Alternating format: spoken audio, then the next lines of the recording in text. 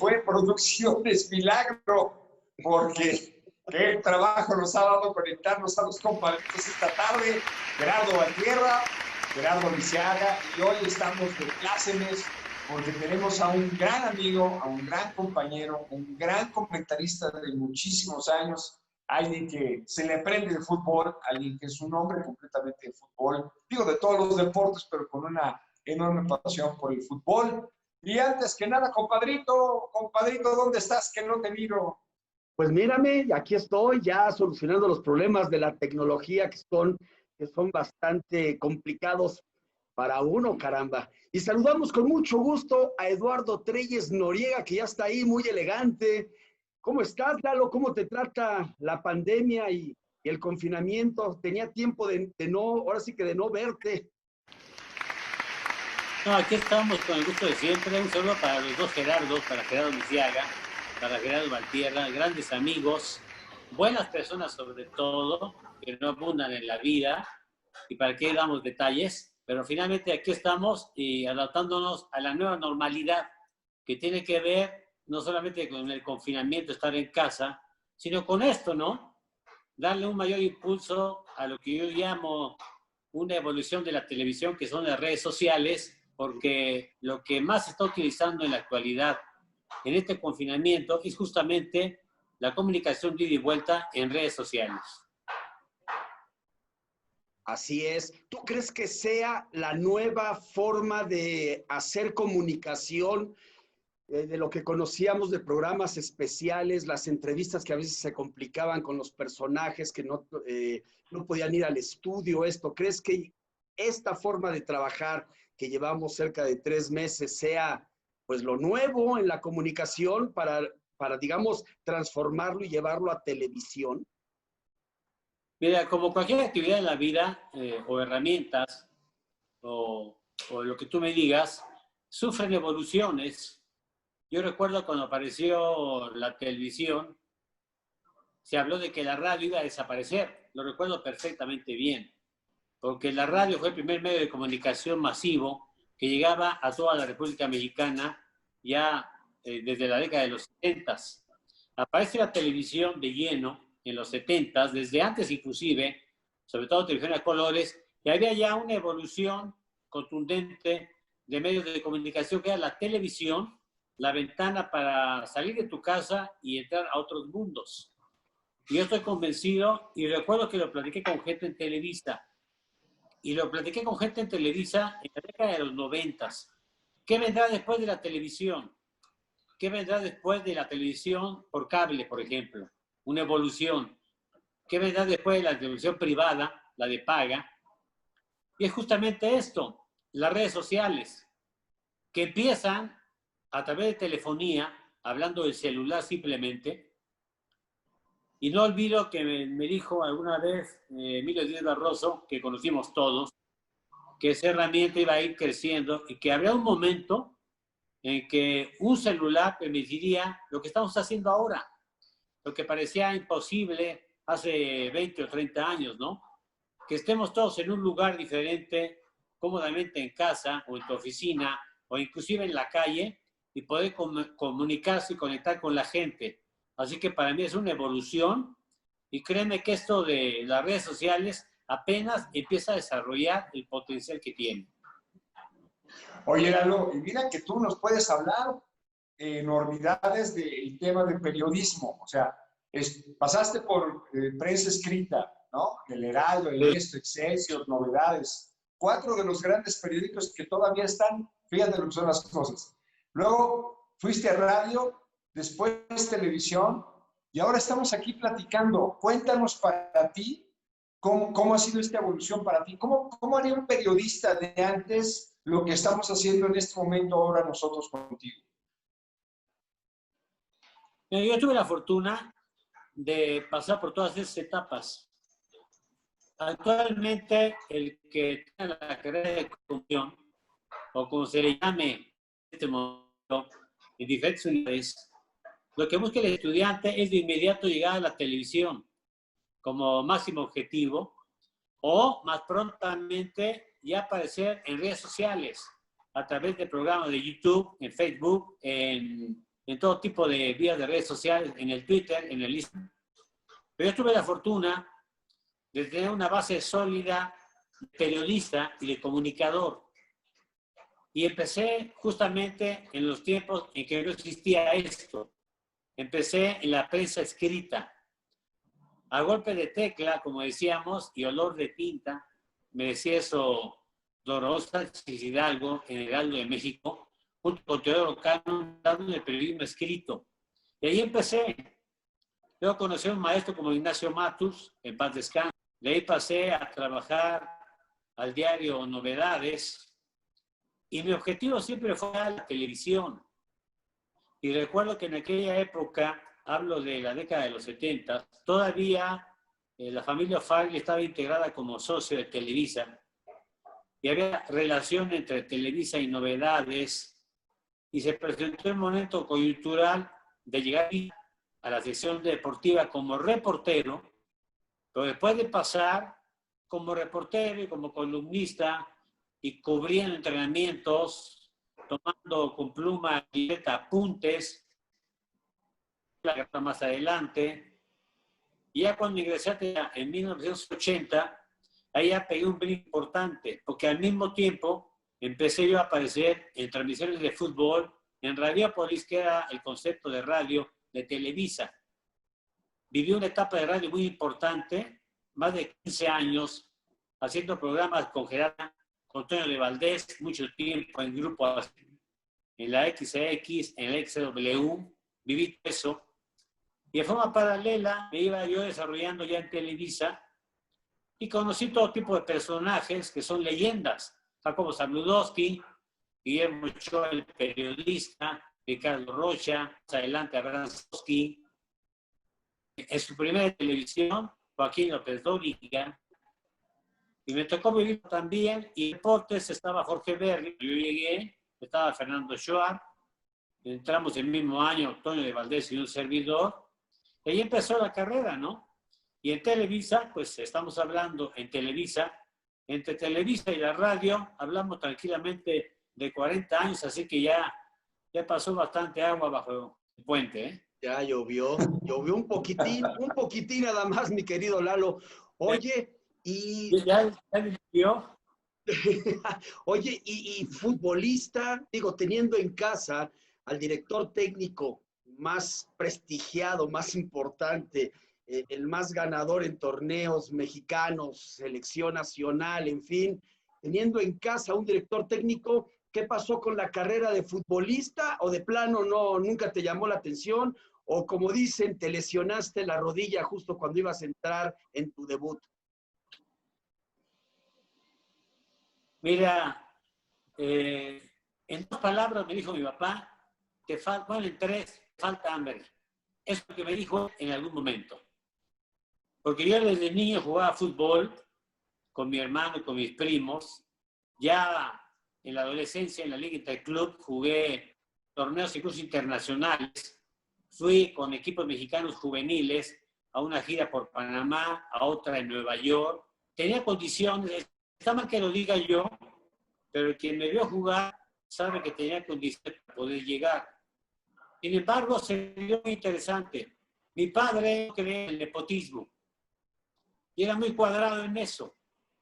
Y siendo técnico de la selección mexicana, nunca me recomendó. Finalmente, el que me vio jugar cuando el equipo del América, empezando la década de los 70, solicitó un equipo de la Liga Interclub para un interescuadras de medio tiempo los días jueves, me tocó ir a mí en ese equipo en el que estaba yo jugando. Y llegamos a las canchas del América, es anecdótico. El América campeón, con José Antonio Roca técnico, con Carlos Reynoso, Justo, Niño, Borja, Borboya, Monito Rodríguez, el campeón Hernández, el equipo que fue campeón, que derrotó a Toluca el año siguiente en la primera etapa de grupos.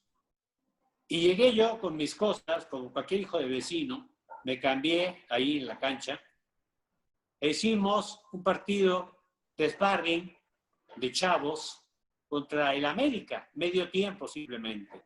Nos ganaron 5-0, lógico.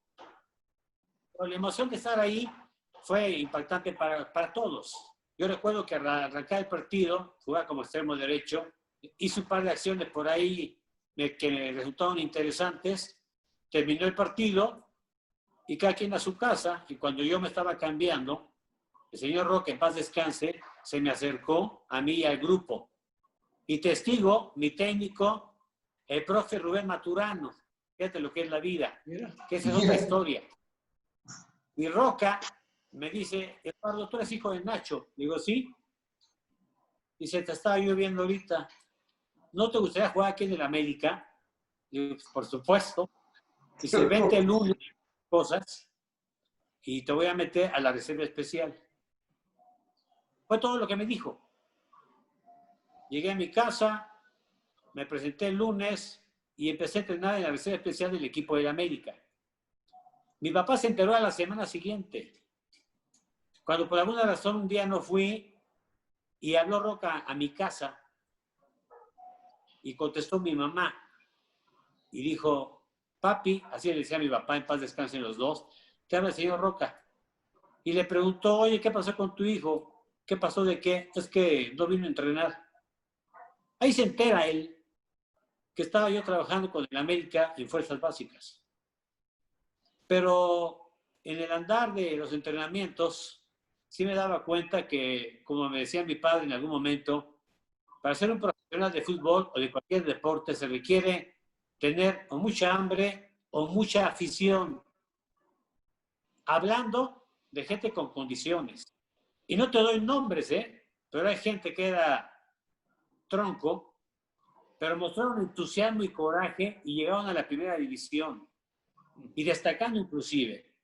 Pero esa fue la historia. A mí me faltó un poquito esto. Al decir que falta hambre, significaba que no tenía tanta necesidad como mucha gente que sí la tiene y llega y se adapta a todo cuando entra al boxeo, a la lucha, al fútbol, a lo que sea. Se sacrifica.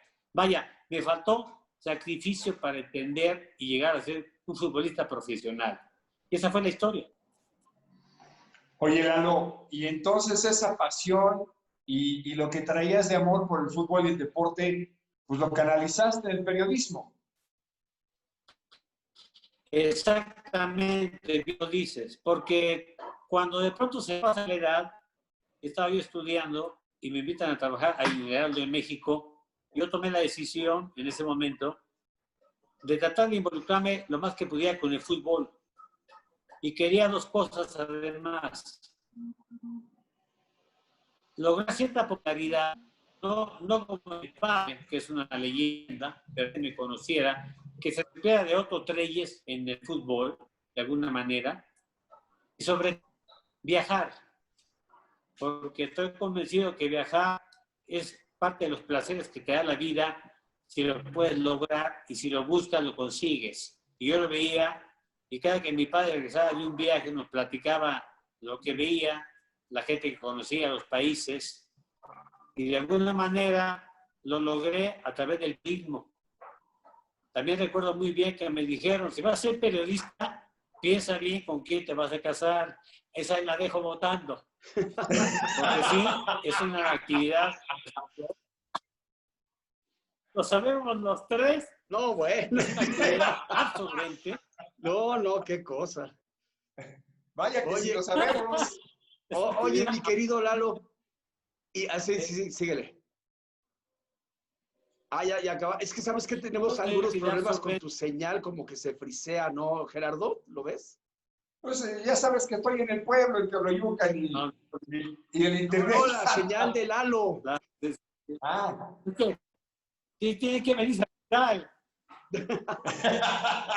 Oye, Lalo, viendo el fútbol, digo, de otra forma, sin estar comprometido o estar trabajando en un medio de comunicación actualmente, ¿cómo ves ahorita, digamos, el fútbol nacional? ¿Crees que hay alguna división y que, por ejemplo, poniendo como el ejemplo así, el torneo de Copa de GNP, veas ahí ya una división de los que, digamos, son cargados a un lado, televisoras abiertas, y los que están del otro lado? ¿Crees en eso y crees que sea algo que no ha sucedido, no había sucedido antes?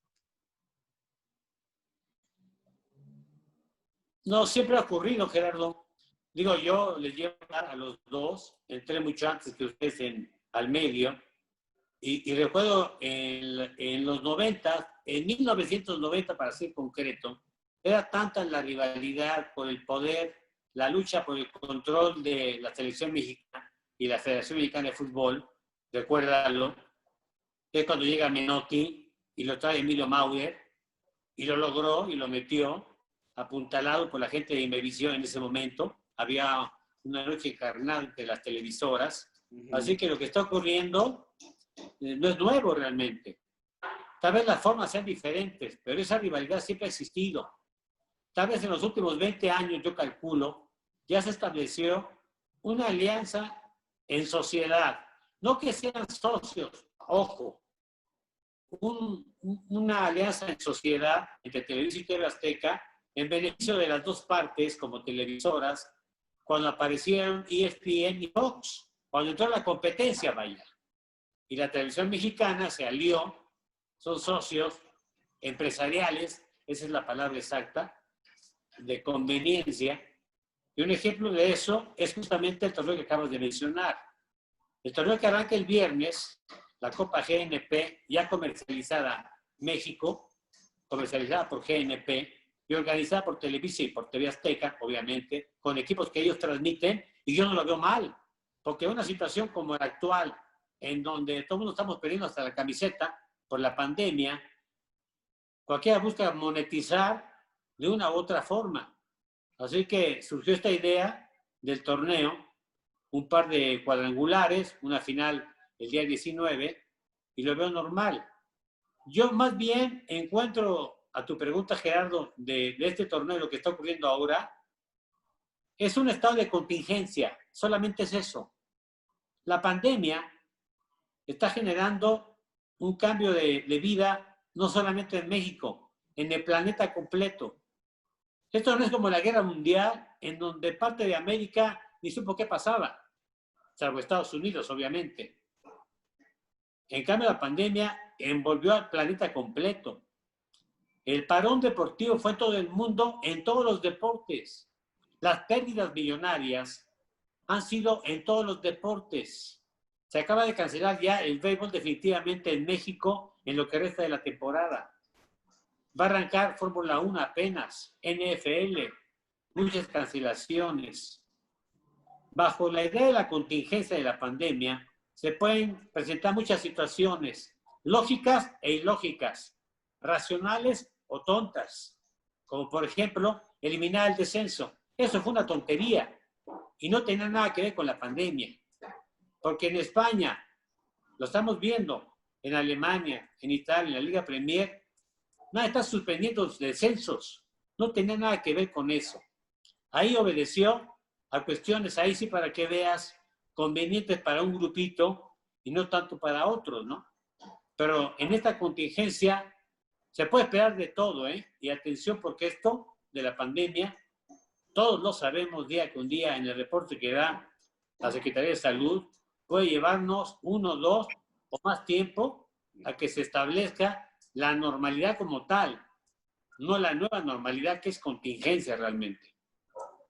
Pero fíjate que en ese tema yo ahí retomo lo que dices, Lalo, porque a mí lo que me preocupa es, por ejemplo, el torneo, la Federación Mexicana de Fútbol, la Liga BBVA, lo para, lo frena cuando la contingencia, cuando el número de contagiados y de fallecidos es de 300, 240, 300 fallecidos, 1,500 contagiados. Y hoy se va a jugar a partir de mañana este torneo, con este torneo que se va de pretemporada, cuando hemos rebasado topes de 1,000 fallecidos y hay 6,000 contagiados. Entonces, se me hace como el mundo al revés.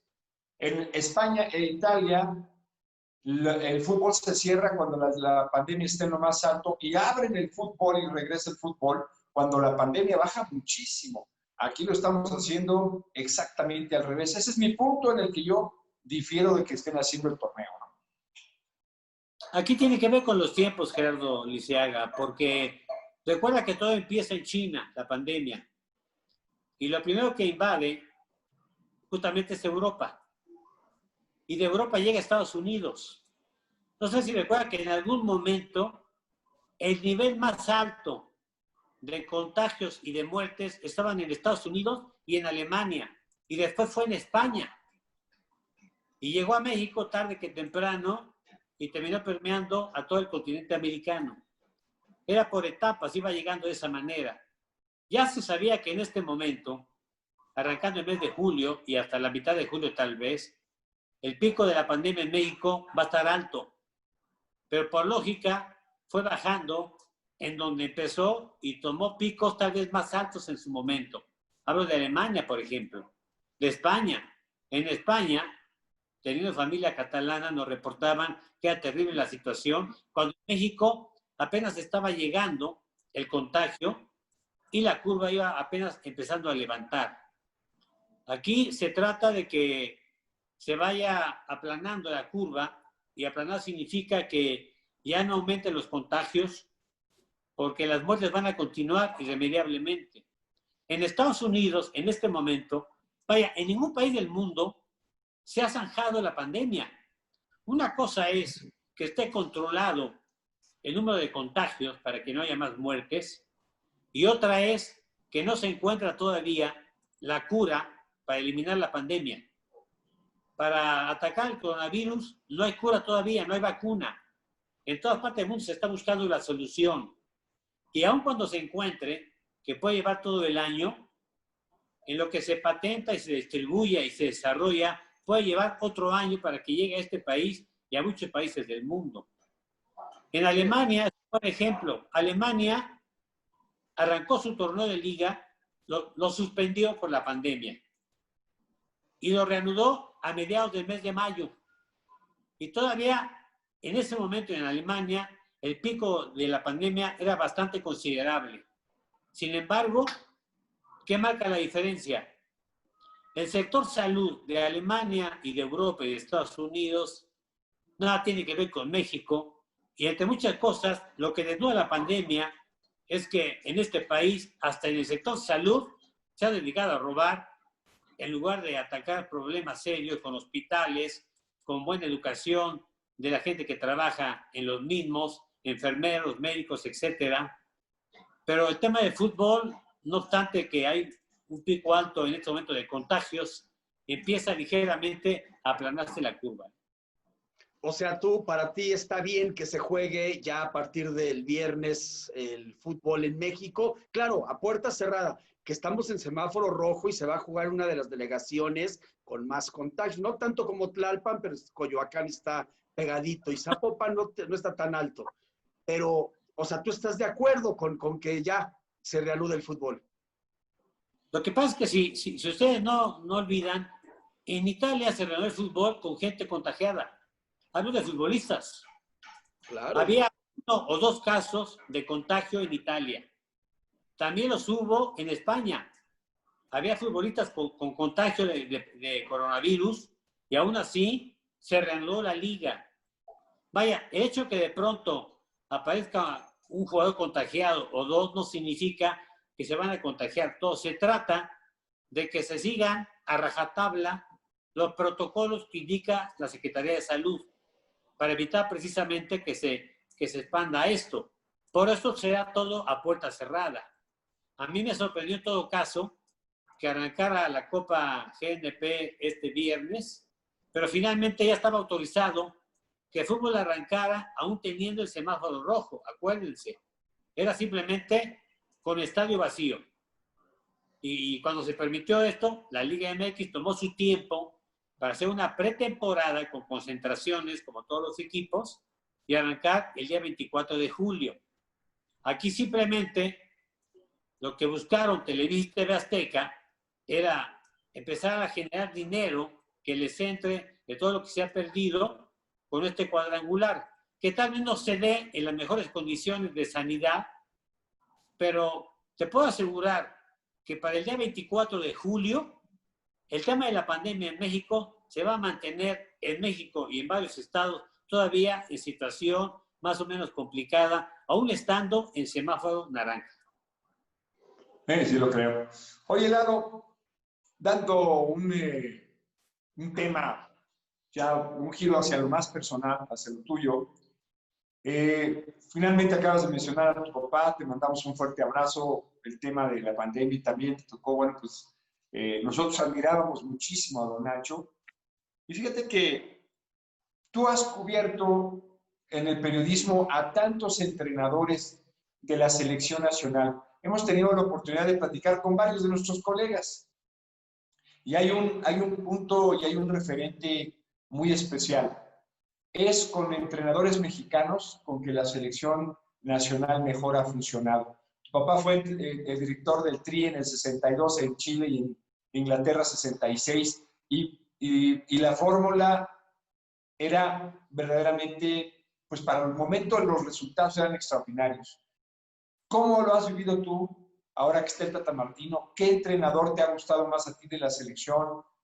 ¿Qué es lo que has visto durante tantos años? Ahorita que lo estabas diciendo, ya ese caminar y estar en tantas copas del mundo, ¿cuál es tu parecer? Mira, si mi padre estuvo en 3 Copas del Mundo, porque ella fue en el 58 en Suecia como asistente, y el técnico en jefe se enfermó y tuvo que tomar el mando a la mitad del torneo mi padre, empezando prácticamente como técnico muy joven, ya siendo campeón con el equipo del Zacatepec. Y luego vino el 62, en donde don Alejandro Scopelli ya no puede llegar por salud y le pide Cañedo, Nacho dirige al equipo en el Mundial, y ya le toca de lleno en el 66. En aquellos años todavía se podía que un técnico repitiera.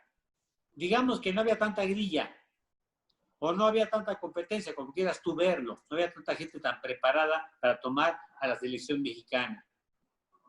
En la actualidad, los técnicos de fútbol, desde el Mundial del 94, Estados Unidos, hasta el más reciente, el de Rusia, se ha cambiado técnico sistemáticamente cada 4 años. Nunca ha repetido uno. Lo hizo Javier Aguirre, pero no de un mundial a otro. Lo hizo en Corea-Japón y luego apareció, me parece que fue para ir a Sudáfrica.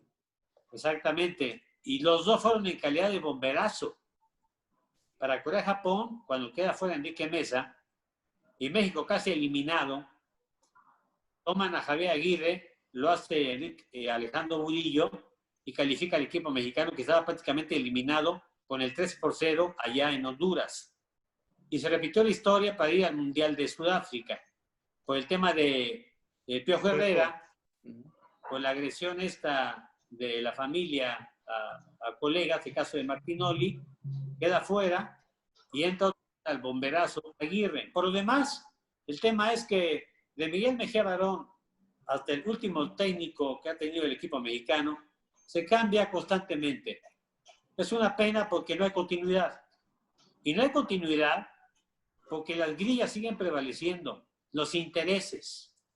La selección mexicana tal vez sea el producto que mejor se vende en el fútbol mexicano. Donde lo pongas a jugar, hay garantía de ingreso económico muy importante. No hablemos de Estados Unidos. A donde lo lleves, la tajada en dólares es en grande. Así que ese es el pleito permanente, el manejo de la selección mexicana de fútbol. Y eso ha provocado que de pronto, cada que acabe un mundial, de inmediato un grupo u otro, sea de técnicos, sea de directivos, sea de gente de medios, busca poner a su técnico ¿para qué? Para controlar lo que, repito, más se vende que cualquier equipo de fútbol, incluyendo a Chivas, que es la selección mexicana. La continuidad, el día que se dé, cara, a ver qué dice de rodillas a la villa, porque va a ser muy complicado. O sea que aquí estamos hablando de que gran parte de la culpa, si no es que toda, bueno, está en los jugadores y cuerpo técnico, por supuesto, pero está en los directivos y están en los que mandan en el fútbol, o sea que no han querido separar o no han querido bajarle un poco a lo económico, que es la mina de oro, como has dicho, y esto está repercutiendo en lo deportivo, a final de cuentas. Ya cuando está el punto culminante, digo, el jugador está más desconcentrado en otra vez anuncios y entrevistas y enlaces y esto y el otro, y el partido cumbre nunca se gana. ¿Sabes qué se necesita? En el 94, Miguel Mejía Barón hace un buen mundial e hizo una histórica Copa América en el 93 en Ecuador. Ahí estuve yo presente. Histórico lo que hizo México. En su primera Copa Libertadores llega a la final, aunque pierde con Argentina.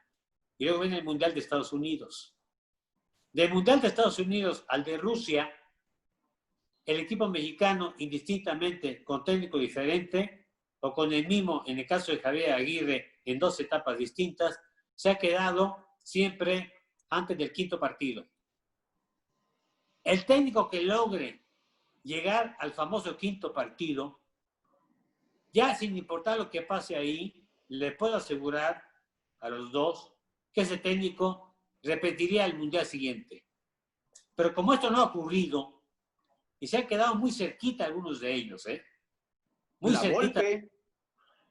Y eso ha provocado, exactamente, pero estarán de acuerdo ustedes que los medios de comunicación también de alguna manera ponemos de nuestra cosecha que cuando el equipo mexicano se queda como siempre antes del quinto partido, pedimos el cambio y no somos pacientes.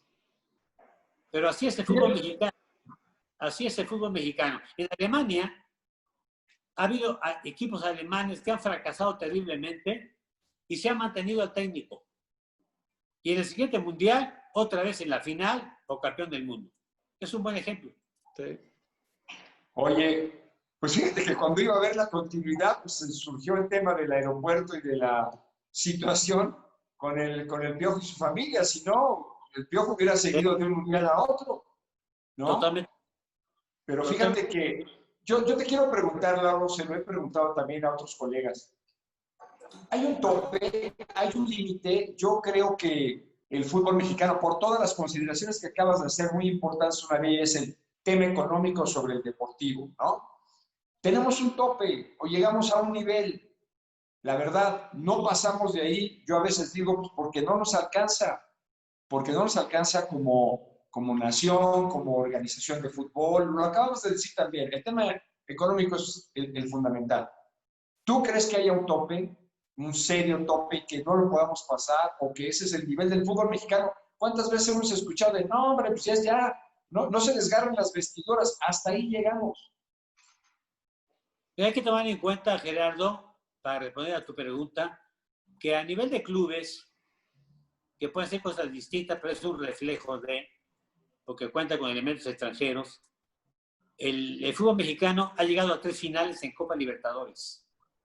Y no es cosa sencilla.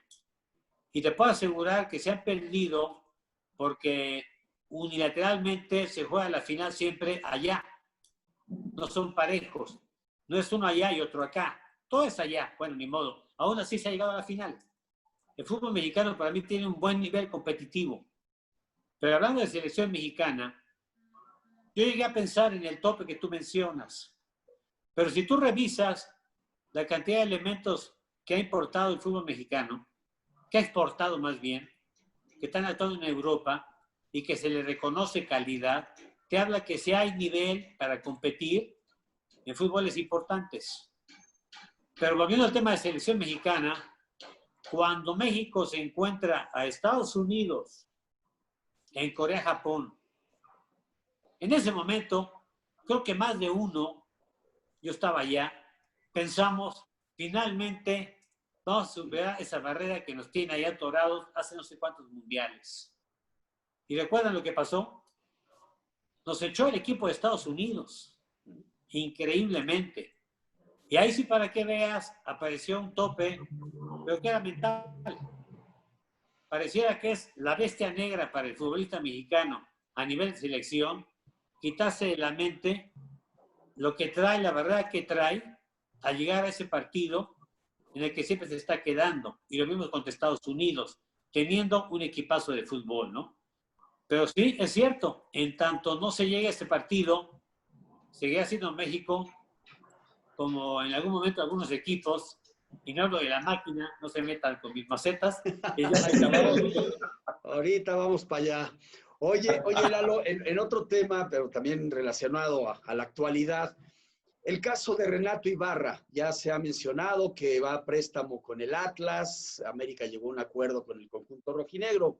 pero se desató la polémica de que si era correcto o no darle la oportunidad de continuar con su carrera, ¿no? Yo lo platicábamos hace una semana de que si bien pertenece al América, si era bueno que jugara en el América o que jugara en otro equipo. En este caso en específico, ¿tú cómo ves esta situación de que Renato Ibarra haya tenido, bueno, separando el problema que tuvo familiar, que haya tenido esta oportunidad de irse a otro equipo?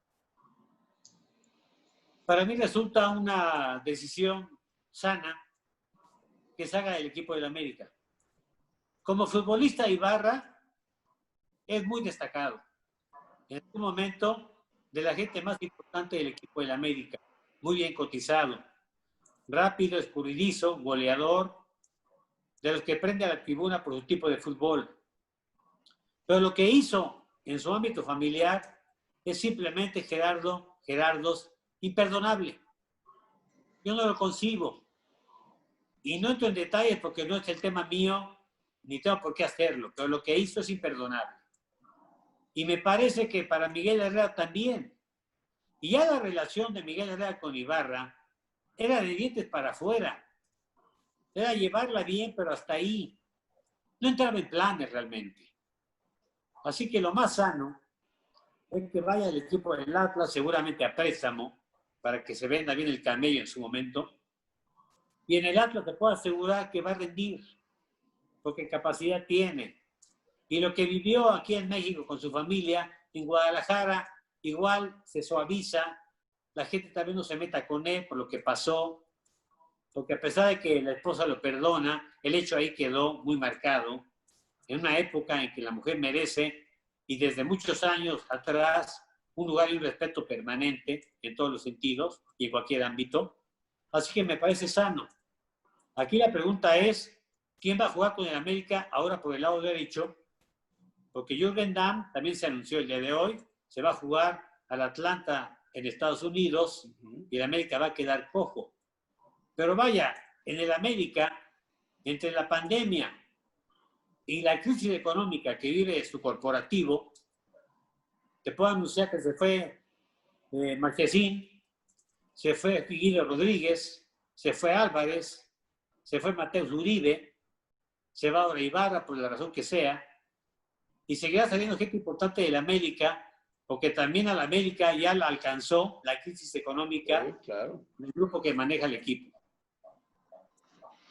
Oye, Lalo, pues mira, ya habíamos dado como que un refilón al tema. Yo iba a empezar suavecito y te iba a preguntar, pues yo ya sabía, ¿no? De todos los equipos, cuál es el equipo de tus amores. Todos sabemos que es la Máquina. Y la verdad, bueno, pues tu papá fue un consentido de la Máquina, un hombre muy querido por la Máquina, por la organización de Cruz Azul. Porque finalmente pues estuvo en varios, en Zacatepec, en Marte, entrenó, bueno, es el más ganador en la historia del fútbol mexicano. Pero yo entonces me iré a esa parte sensible del corazón de Lalo Treyes con el equipo de sus amores y la situación que está pasando, los años que lleva sin ser campeón, porque la afición, bueno, pues también quisiera pues ya celebrar un título, ¿no? Le hacía broma yo a Javier Alarcón, le decía, oye, tú le enseñaste el amor a tu hijo Diego por la Máquina de Cruz Azul, nunca lo ha visto campeón en toda su vida, desde que nació. Entonces, bueno, pues ese era mi tema y ya habías dicho, no te metas con mis macetas, pues ya nos metimos con tus macetas, Pilar. Mira, alguna vez comenté yo en broma que puedes tú cambiar hasta de mujer, pero nunca de playera. De tal manera que estar con tu equipo. Pregúntamelo. Ellas pensarán igual. Puedes cambiar hasta de hombre, pero menos de playera, porque claro. Ya la mujer juega un papel importante en el fútbol, jugando y siguiendo equipos. Pero hablando de equipo cementero, yo creo que ha habido malas decisiones, desde luego, una lucha intestina o familiar que le ha hecho mucho daño al equipo. Hablo de los hermanos Billy y Alfredo Álvarez, incluyendo a Víctor Garcés, que es una cuestión pública conocida por todo el mundo. Pero también ha habido mala suerte, porque no en pocas ocasiones el equipo cementero ha llegado a semifinal y a la final y no ha encontrado el resultado que espera la gente. Lo más reciente, que lo viví en el Estadio Azteca, fue lo que vimos increíblemente todos, que se perdiera un título que tenías en la mano, faltando 3 minutos y el agregado, ganando el partido 2-0, y que te empaten con un remate con la cabeza del guardameta, etcétera, etcétera. Ahí se dieron muchas circunstancias, ahí se juntó todo, ¿no? Un Memo Vázquez que no supo cómo reaccionar en ese momento, porque todos cantábamos que el equipo cementero finalmente lograba el título. Y no fue así.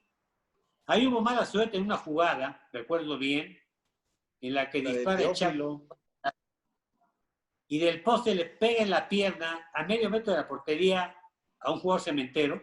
A Teófilo Gutiérrez. Exacto, era el 3-0. Y el 3-0 para matar el partido. Ahí contó la fortuna. Pero estoy de acuerdo, en una balanza de qué ha provocado que no se le llegue el título, se inclina más a las malas decisiones y a los problemas internos de la cooperativa que a la parte de la mala fortuna que siempre hay. Y ya veremos en qué termina, ¿no? Bien dice que no es mal que dure 100 años y nadie que lo aguante. Sí, exactamente. Sí, o sea, la verdad es que esa falla de Teófilo hizo que muchos permanecieran en sus puestos. Se le fue una gran oportunidad a Memo Vázquez de ser director técnico de la selección porque venía esa problemática contra Nueva Zelanda para buscar la recalificación al Mundial de Brasil. O sea, cambió muchísimo esa jugada desafortunada. Pero yo una vez te escuché, Lalo, ahí en la oficina, porque yo te lo pregunté hace muchos años, y me decías, no, yo le voy al equipo donde está mi papá, y en ese entonces estaba en el Atlante. Entonces también le ibas al Atlante, mi querido Lalo, no te hagas. No, si tu papá trabaja en un equipo de fútbol, deseas que gane el equipo, no porque te lo pida tu corazón. Te lo pide porque de ahí surge lo que comes y lo que mantiene a la familia, realmente. Entonces había que separar eso. Porque igual pude haber dicho que le iba yo a Zacatepec cuando de niño iba yo a Zacatepec y logró 2 títulos. O ya más querido que logra con Toluca 2 títulos e iba yo a Toluca a ver los entrenamientos y ya me daba más cuenta de todo lo que pasaba en el fútbol dentro y fuera de la cancha. Y luego vino la etapa de Cruz Azul. Recuerda que lo del Atlante vino después de Cruz Azul. Así es. Y en donde mi padre, en paz descanse, encontró una identificación plena de él como personaje importante del fútbol, en todos los sentidos, fue con Cruz Azul precisamente. Empezando por el trato de don Guillermo Álvarez Macías, en ese momento el dueño y presidente de la cooperativa y del equipo cementero. Una década de los 70 que se la llevó completa el equipo cementero.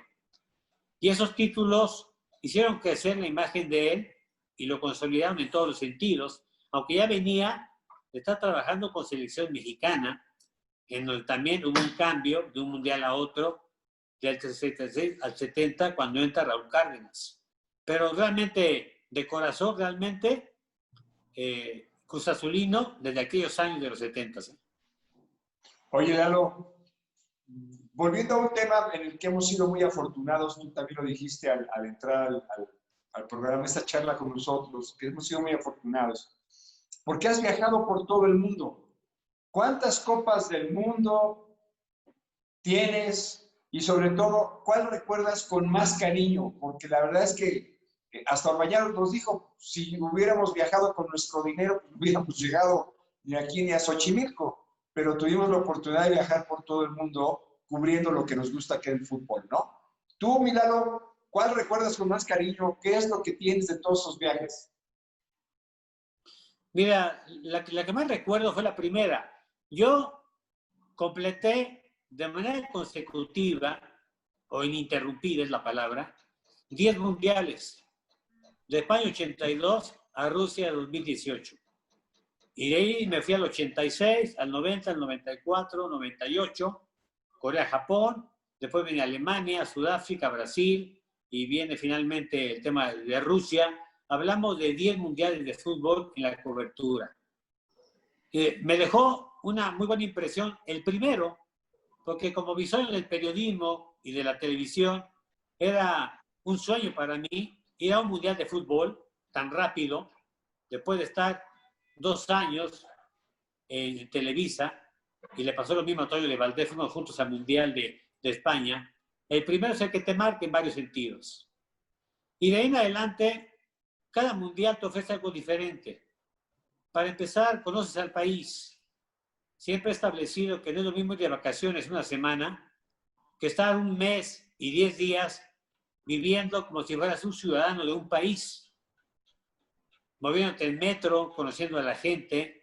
Es así como se conoce un país más cercanamente, ¿no? Así que cada país me dejaba algo, hasta el último que fue el de Rusia, pasando por copas europeas que también tienen lo suyo, estar en Arabia Saudita, lo que es ese país musulmán, estar en Estocolmo, en Suecia, en 92, estar en Portugal, estar en las Islas Canarias, en partidos de selección mexicana, la Copa América, otro evento muy importante que me permitió conocer prácticamente los 10 países de Sudamérica, no porque se jugara en todo la Copa América, pero estando en un país, en Colombia, podías pasarte fácilmente a Perú, a Machu Picchu, o estando en Paraguay pasarte a Brasil o viceversa. Eso te permitía todo esto, ¿no? Pero sí recuerdo como algo que me dejó muy satisfecho, la final de Cruz Azul en la Copa Libertadores frente a Boca Juniors allá en Argentina. Créeme que lo recuerdo más, me cimbró más ese partido que cualquiera de un mundial de fútbol, incluyendo partidos del equipo mexicano, en los que participé, que fueron muy pocos realmente, pero en los que participé. Porque llegar a Buenos Aires, contra todo en contra, perdiendo la máquina 1-0 en el Estadio Azteca en la final, con gol de Riquelme, y meterse al estadio de Boca, que es auténticamente, es inimaginable lo que siente el visitante cuando llega a esa plaza. Y ver que el equipo azul se planta y le gana 1-0 y lo supera, y estuvo cerca de quedar fuera el Boca en 90 minutos, no lo olvido. Se pierden los tiros de penal. Y después del festejo del título del Boca, cuando la gente del equipo azul con José Luis Trejo se va al centro de la cancha y se despide, el aplauso de la gente, repleto el estadio, fue abrumador en favor del equipo cementero, reconociendo lo que al día siguiente dijo Bianchi, el técnico de Boca. Nunca había enfrentado un equipo tan complicado como esta noche al Cruz Azul. Y ahí estuvimos. Ahí estuviste. Oye, ya que platicaba las Copas del Mundo, platica la anécdota de la jirafa en Sudáfrica. No sé si te acuerdas. Estabas conmigo. Tú fuiste, te dije, juntos. No, eso es prácticamente de risa, ¿no? Porque estando en Sudáfrica fuimos a una zona donde están en su hábitat natural todos los animales, y entramos, íbamos Valtierra, yo, no recuerdo, íbamos 4 me parece. El Fajasa. Exactamente, me acuerdo de ti, porque cuando entramos a ese campamento e hicimos un tour para conocer de cerca los leones, los cachorros, acariciarlos, una experiencia bonita ahí en Sudáfrica. A salir en el carro, no sé si iba manejando yo o tú. Yo. Y yo te comenté, oye, mira, esa jirafa se salió del corral, porque las habíamos visto en su corral muy grande, a unas 6 o 7 jirafas. Y me dijo Gerardo, no, es un anuncio. Digo, no, era un anuncio. Es de veras, vela. Dice, no, es un anuncio. La jirafa se voltea y baja caminando, testigo Gerardo Valtierra, casi le mete la cabeza al carro, Valtierra que se atrás y le dijo, así que era un anuncio. Quedó así y se regresó caminando y se volvió a subir a una parte más alta, ¿no? Pero fue una anécdota muy buena esa. Oye, Lalo, ¿quién fue tu mejor, con quién hiciste mejor mancuerna? En las giras, en los comentarios, ¿con quién te sentías a gusto? Bueno, una que hice y que se repitió mucho fue con Raúl Orbañanos y con el Perro Bermúdez como cronistas y yo como comentarista.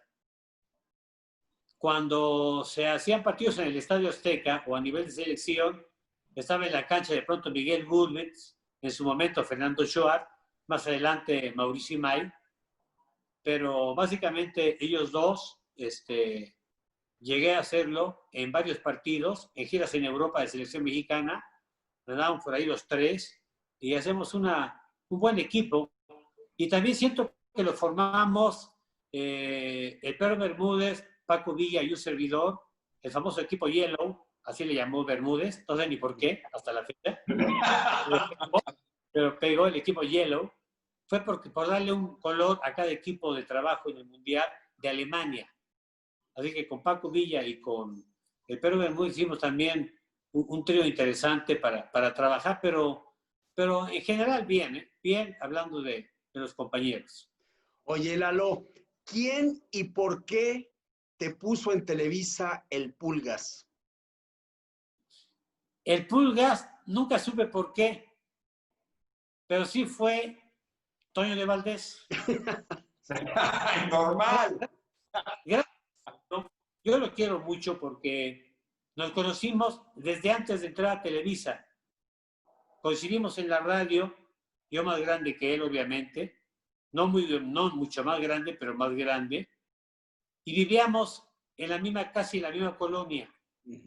Hubo muchas situaciones que nos hicieron grandes amigos, porque después de trabajar nos íbamos a taquear al famoso Tizón, a la taquería de la Condesa, y recuerdo que bromeando, sin el ánimo de molestar, yo le puse patas verdes. Este programa de burbujas, por el tamaño del pie que tenía Toño, que mide más de 1,95, no sé qué estatura tenga, por ahí anda más o menos muy alto, y era de pie grande, y le puse en broma un día patas verdes, y a raíz de esto, en algún momento él me dijo Pulgas. Recuerdo que le pregunté, ¿y por qué? No, pues nada más. Bueno, ahí Oye, Lalo, lo tomé fíjate siempre que... por el lado bueno, por el lado positivo. Oye, Lalo, fíjate que al principio Valtierra dijo algo que después se convirtió en realidad. Valtierra te dijo, oye, y ibas a ser un gran jugador y fue el clásico que, uy, me lastimé la rodilla.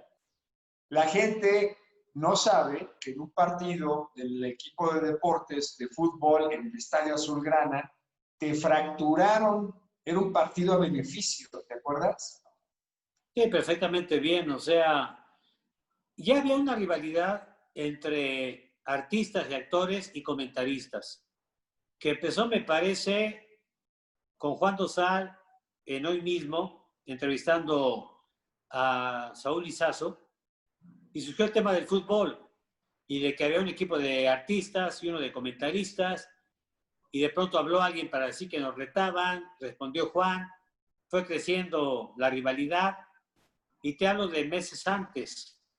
Total, se dio un 20 de noviembre, en el 95 o 97, no recuerdo bien, pero fue el 20 de noviembre, eso sí no lo olvido, se cobró 3 pesos el boleto a beneficio de la niñez. Y para ese entonces la rivalidad ya era grande, porque se promocionó toda la semana en Hoy Mismo el partido, en día feriado, que como sea era día sábado, por cierto. Y se formó el equipo, entrenamos, teníamos un buen equipo de fútbol, la portería estaba Orbañanos, ya le pegaba bien al balón Gerardo Valtierra, había Alarcón, Esteban Arce, teníamos un equipo competitivo, Raúl Pérez, había un equipo que pensaba, Heriberto Murrieta, varios que se me escapan, Antonio de Valdés, desde luego. Anselmo Alonso. Metiendo pata, dirigiendo, Raúl Sarmiento, que le gustaba eso y lo hacía bien. Y llega el partido, y lo primero que nos impresionó, no tanto a mí, sino a más de uno, porque yo había ido a partidos de torneos de jóvenes internacionales, el estadio lleno prácticamente. Lleno el estadio Azulgrana, en ese momento Azulgrana. Mira, síganle porque voy por la foto, síganle. Sí, sí. Total, arrancó el partido. El árbitro Bonifacio Núñez. Arranca el partido en un balón que yo tomé, disparé con zurda y le sacó el portero a tiro de esquina. Yo pensé que entraba, pero no entró. Siguió el partido y en la siguiente jugada, minuto 10 más o menos, me lanzó un balón que le pegaba bien a la pelota de Heriberto Murrieta. Yo fui por él como delantero y me di cuenta que iba a llegar el balón, que era un balón largo. Me empecé a frenar, pero el guardameta, paisano de Saúl Izazo, argentino, se lanzó por la pelota como si fuera la final del Mundial del 78. Y no pude sacar la pierna y me cayó de lleno con su cuerpo en mi pierna izquierda. Yo di la vuelta, yo sentí el crack, escuché el crack, y cuando di la vuelta de campana, al caer, sabía que estaba fracturado. Porque había tenido lesiones de otro tipo, pero muy leves. Levanté mi pierna y ya colgaba el tobillo, y tuve efectivamente fractura de tobillo y de peroné, y luego vino el sufrimiento de salir en camilla, que me llevaron por dentro, subiendo los 100 escalones para llegar a la calle, e ir al hospital a que me operaran, y esa fue la historia. Ahí está la foto. ¿Ya viste tu pose? Mira. ¿Sí? Y ¿Ya ve la viste gente en su pose? Está hasta abajo con las dos manos haciendo el símbolo de amor y paz. Es que yo pensaba que de eso se trataba. Oye, Lalo, fíjate que mi primer día en Televisa, no en Televisa, el primer día en deportes, porque yo entré por el lado, o sea, Raúl Hernández, que era nuestro maestro, me llevó, hice prácticas ahí en noticieros, pero me mandó a deportes. Y ese lunes fue cuando sepultaron al santo, el enmascarado de plata, en 1984, el 6 de febrero. Pero resulta que yo estando en la oficina me toca ver un pleitazo entre Fernando Schwartz y Eduardo Treyes. Ahí se perdió una mancuerna que había en 24 horas, porque tú eras, digamos, el que entraba en suplencia de Fernando cuando no estaba. ¿Qué sucedió? Yo no me pude mover. Tú le decías, Fernando, vamos a platicar tú y yo solos, pero yo no me podía mover y el chiste es que ya en las últimas me salí, pero fue un pleitazazo, ¿eh? Pero aquí de entrada la gente se da cuenta, y también Gerardo Viciaga, que le encantaba el chisme a Gerardo Valtierra, ¿no? Sí, claro, nos dimos cuenta.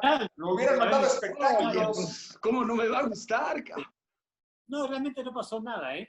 Yo te diría que estando en novedades, el que me lleva a Televisa es Fernando Schwartz, porque él vive en La Condesa y era prácticamente vecino mío, y nos conocíamos. Y él alguna vez me comentó si quería entrar a Televisa, estando como jefe Jorge Berry.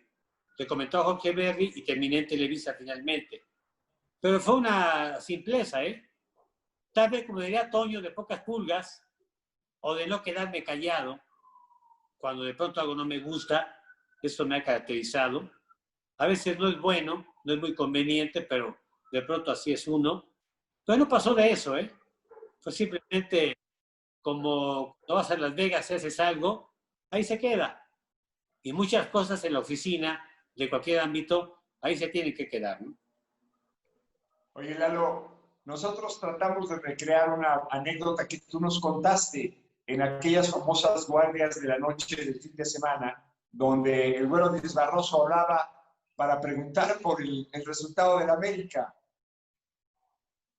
Y de repente tú dijiste algo así como, no le diste el resultado, nada más estoy. Y él te dijo, ¿qué no sabes quién habla? Él dijo, no, habla Emilio Díaz Barroso. Y que tú le dijiste, ¿usted no sabe quién habla? No. Ah, pues qué bueno, y colgaste. ¿Qué has hecho? Oye, Lalo. Te digo quién habla. Platica la que un día... Ay, se nos fue. En este momento, Carlos, en este momento se me acabó ya la pila. Hay comunicación, ustedes me ven. los escucho, me escuchan, pero yo ya no los veo. Pues, Porque yo la pila la tenía programada para 1 hora y me parece que ya se pasó la hora, ¿no? no, todavía nos faltan 3 minutos, pero pues aprovechamos, mi querido Lalo, aunque no te vemos, que bueno, pues gracias antes que nada por habernos recibido a los compadritos deportivos. ¿Y algo que quieras agregar, algo que quieras decir a manera de despedida de esta charla? Pues mira, el placer de platicar con ustedes, que la gente nos conozca mejor como personas, con situaciones como estas chuscas y desde luego anecdóticas, y sobre todo que la gente se dé cuenta que estamos activos, que estamos plenos para continuar en esta actividad. Y yo al menos en lo particular tengo como objetivo estar presente en el Mundial de Qatar, porque me interesa mucho, particularmente el país y lo que es esa región del mundo, ya sea por internet o por televisión o por lo que se presente. Esa es la idea. Y me mantengo aquí en casa, esperando que haya mayor libertad, e insistirle a la gente muchísimo que quedarse en casa no es de broma, es en serio, y que lo entiendan de buena manera. Y un saludo para los dos. Claro, oye, nada más rápido, vi pasar por ahí a Lore, le mandamos un fuerte abrazo a Lorena, tu mujer, que ha sido extraordinaria y bueno, nosotros la queremos muchísimo, es una mujer extraordinaria y muy, muy linda con nosotros siempre. Te mandamos un fuerte abrazo, yo te mando un fuerte abrazo, Lalo, muchas gracias. Ahí está, mira, ahí ya regresó Lalo. Ahí está Lore. Saludos, Lore.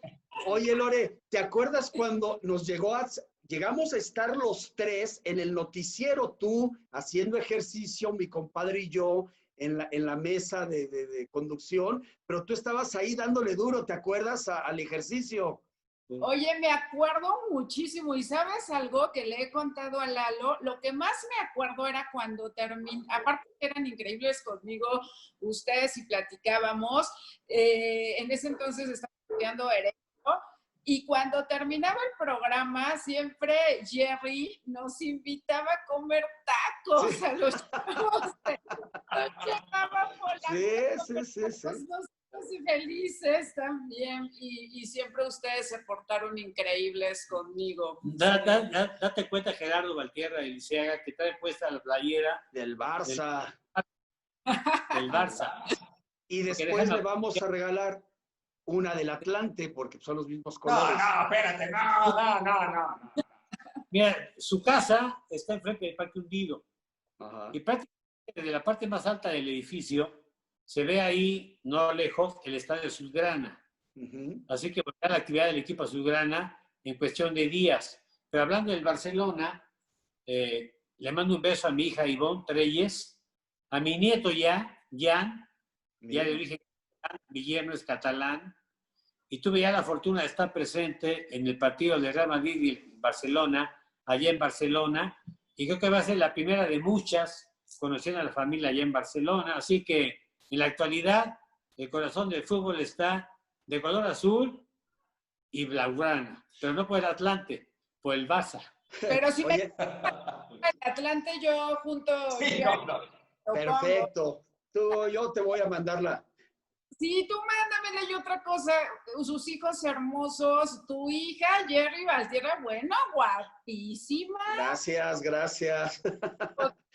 Los tuyos igual, Jerry. Sabes que yo siempre te he admirado porque eres un gran padre, un gran ser humano, y les deseamos mucho en su programa Los Compadritos. ¿Y en el caso de Lisiaga de la Gría, ya nada? No. Ya no. Hay cosas que dejan huella y hay otras cosas que hay que pasar rapidito y ya. Se hizo lo que se tenía que, vámonos. A otra cosa, mariposa, porque como está la situación... Porque finalmente mejor. En el fútbol americano eres una figura, no tengo duda. Lo he comentado mucho con Toño, eres un conocedor, lo jugaste, lo viviste.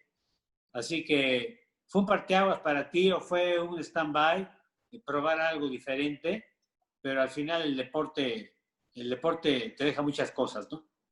Sí, nos gustaría que... Prefiero, mil veces lo prefiero.